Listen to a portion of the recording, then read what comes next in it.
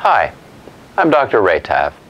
A major study finds that stress is a top risk factor for heart attacks. INTERHEART was the first major international study to investigate the primary causes of heart attacks worldwide. It found that stress was one of the top 3 factors causing heart attacks.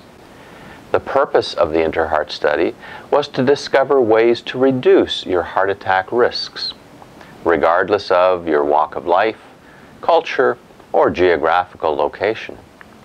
The results are good news for all of us. It found that up to 90% of your risk for having a heart attack can be reduced. Researchers started with 11 risk factors. Of the 11, 9 were found to directly contribute to having heart attacks. Even more exciting was that all 9 were directly modifiable. What that means is if you reduce your level of a risk factor, you've directly reduced the likelihood of having a heart attack. For example, if you have a risk factor that is high and you reduce the risk to a moderate or a low level, you've directly reduced the corresponding level of risk of having a heart attack. The key to prevention is finding your biggest risk factors and reducing those. What are the modifiable risk factors that predict whether you might have a heart attack? 5 were no surprise. They were the traditional risk factors of smoking, high cholesterol, high blood pressure, diabetes, and physical inactivity. In addition, INTERHEART found another 2 new risk factors that were not previously appreciated. These 2 new non-traditional risk factors are chronic stress and abdominal obesity. And these 2 factors are particularly important in North America and Western Europe. How much impact does stress have compared to the traditional risk factors?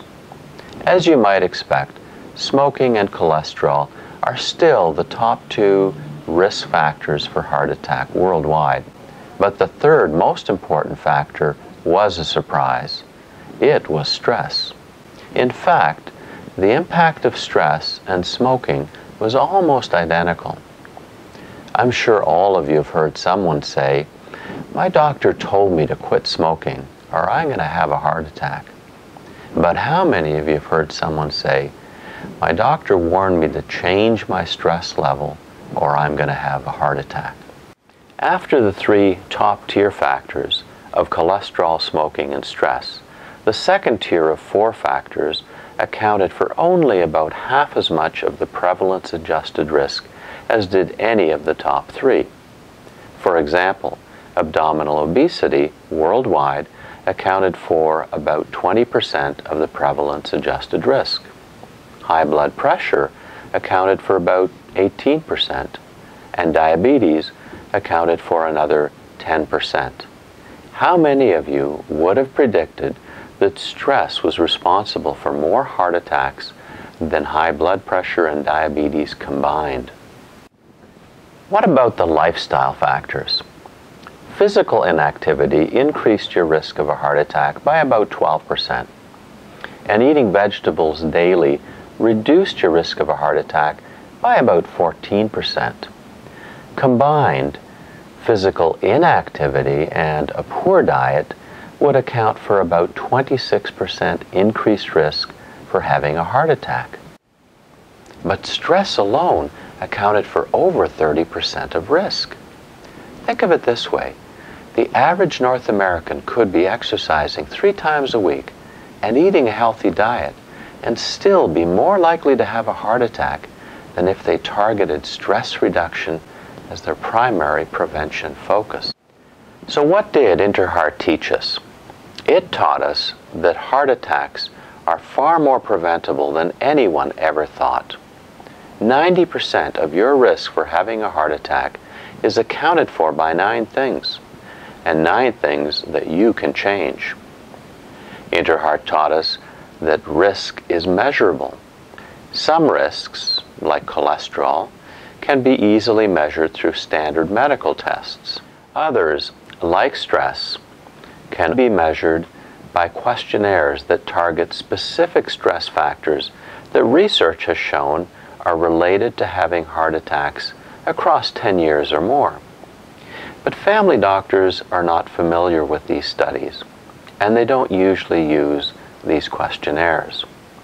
But what if you had access to these questionnaires and could evaluate your stress risk? INTERHEART also taught us that risks are cumulative.